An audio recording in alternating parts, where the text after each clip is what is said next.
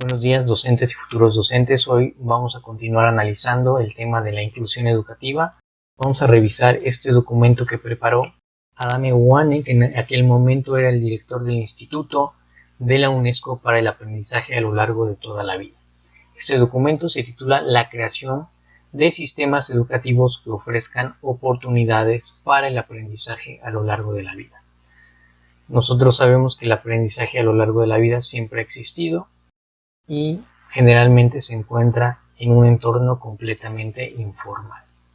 Ahora, parte su documento haciéndonos esta pregunta: ¿cómo podemos lograr entender un concepto más amplio de inclusión y cuáles son las principales barreras para alcanzar la educación inclusiva? Nosotros habíamos visto en el tema anterior, en la sesión anterior, que es erróneo pensar que la inclusión concierne principalmente a las personas con discapacidad. El que una escuela tenga o acepte a personas con discapacidad o capacidades diferentes no significa que sea una escuela con inclusión educativa. La inclusión educativa trasciende y hace referencia a una educación de calidad. ¿Cómo define la UNESCO el término de inclusión? La UNESCO lo define como el proceso de abordar y responder a la diversidad de necesidades de todos los alumnos y alumnas mediante una mayor participación en el aprendizaje, las culturas y las comunidades, y la reducción de la exclusión desde dentro y desde la educación. Esto implica cambios y modificaciones en el contenido, los enfoques, las estructuras y las estrategias, con una visión común que incluye a todos y a todas, y la convicción de que es responsabilidad del sistema regular educar a todas las personas. Hoy se acepta ampliamente que la inclusión tiene que ver con temas de género, origen étnico, clase, condiciones sociales, salud, derechos humanos, entre otros. Ahora, ¿por qué es importante la inclusión? Bueno, porque constituye la plena manifestación del ejercicio efectivo del derecho a la educación y al aprendizaje. Se trata de aprender a vivir en diversidad y de aprender a aprender de las diferencias, no solo en un periodo determinado, sino a lo largo de toda la vida en diferentes contextos. Por lo tanto, la educación inclusiva abre camino hacia la inclusión social. La inclusión social hace referencia a la participación activa de todos los individuos dentro de su sociedad. Participan expresándose culturalmente, de una manera económica, participan dentro de los procesos políticos de su comunidad, etcétera, etcétera. Este autor plantea algunos puntos que se requieren para lograr la inclusión para todos. Yo aquí seleccioné el que me pareció más relevante y hace referencia a que se debe de abordar la disparidad de género y la educación y el aprendizaje se deben adaptar a las necesidades, intereses y expectativas de niños, niñas, mujeres y hombres. La disparidad de género es un problema que se tiene en algunos países donde la educación todavía no está permitida para las mujeres. Las mujeres todavía están relegadas de los sistemas educativos de sus países. En México esto no es así.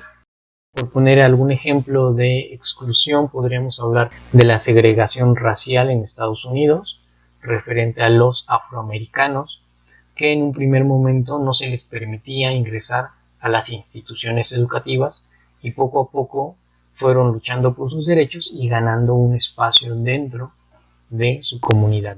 Cada persona y grupo posee diferentes demandas, evidentemente, tiene necesidades diferentes de aprendizaje, por lo cual requiere estrategias diferentes, tiene intereses y estilos, los cuales pueden tener que enfrentarse a varios obstáculos, siendo la exclusión el más severo. Continuando con la lectura, encontramos que la exclusión también puede provenir desde dentro del sistema educativo regular, y nos pone algunos ejemplos. La repetición de grado, la sobriedad y el abandono se entremezclan para perpetuar la exclusión. La evidencia empírica indica claramente que un estudiante que repite los primeros años de la escuela es mayormente propenso a abandonarla durante la educación secundaria. Podemos debatir sobre este último párrafo, seguramente, pero recordemos que si estamos preparándonos para el examen de admisión o para el examen de promoción horizontal, siempre es preferible contestar en estas pruebas el ideal de la educación.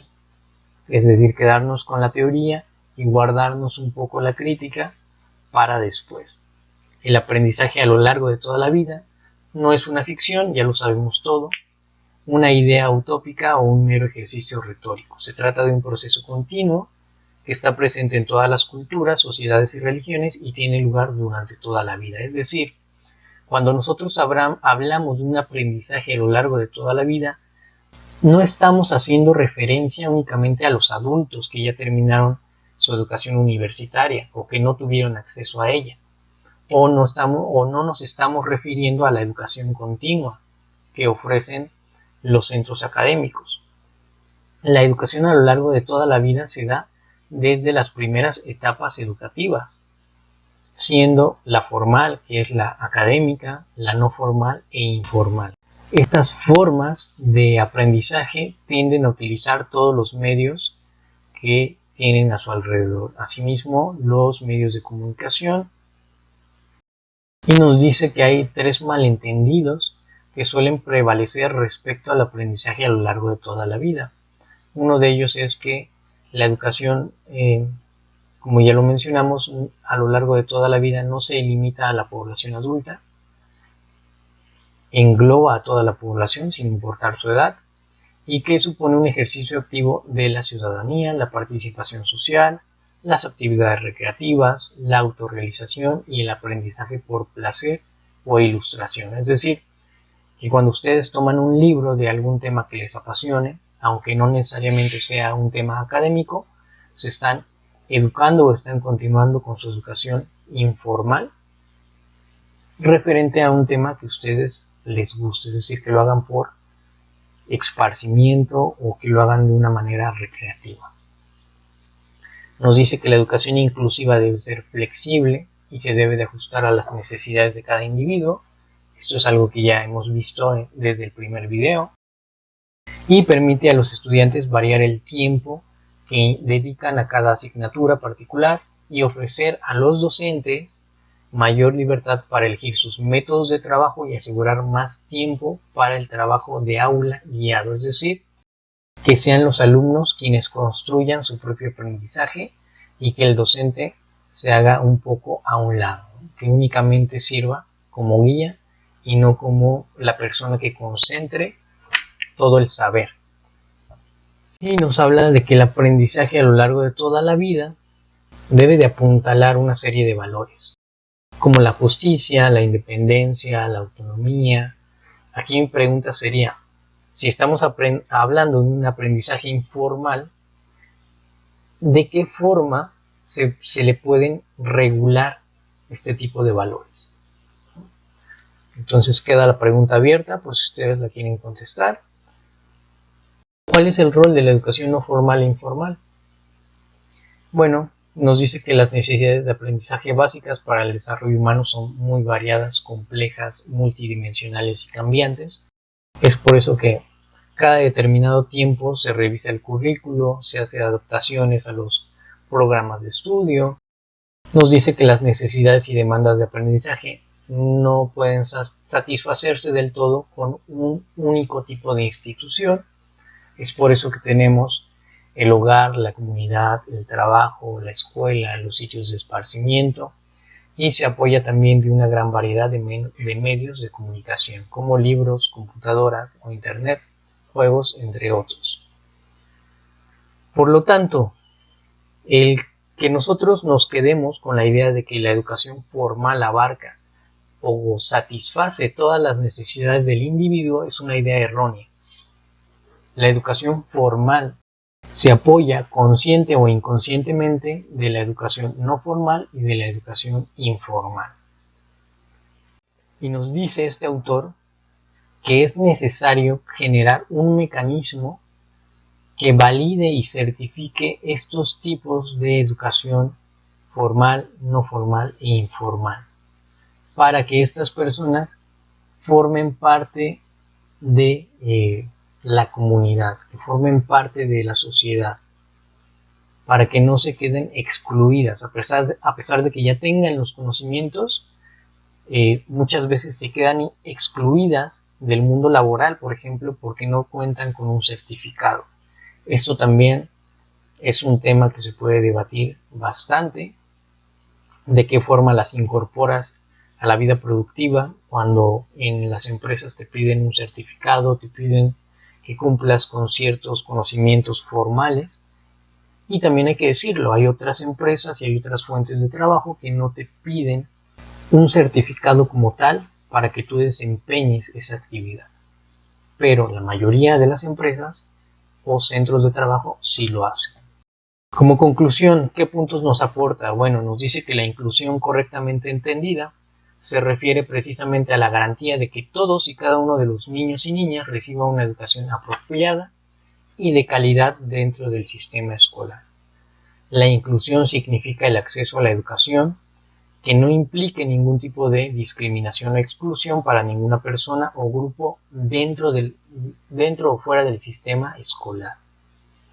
La educación para todos debe tener en cuenta las necesidades de los pobres y más desfavorecidos, comprendidos los niños que trabajan, los habitantes de zonas remotas, los nómadas, las minorías étnicas y lingüísticas, los niños, jóvenes y adultos afectados por conflictos, VIH-Sida, el hambre o la mala salud, y los que tienen necesidades especiales de aprendizaje.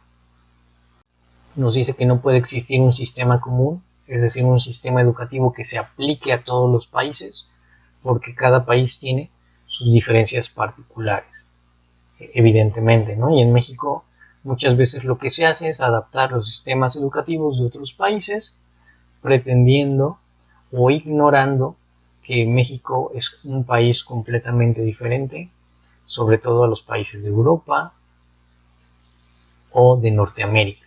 A pesar de nuestra cercanía, somos completamente diferentes.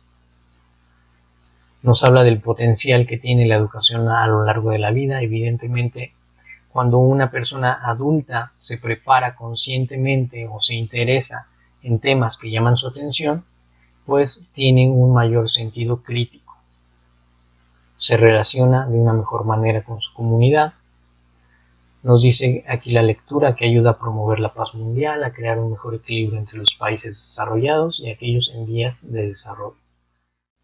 Entonces, señores, este fue el análisis de esta lectura, de este documento. Espero que les haya gustado, que no nos hayamos tardado tanto tiempo y nos seguimos viendo en los próximos análisis de la educación inclusiva. Muchas gracias y hasta luego.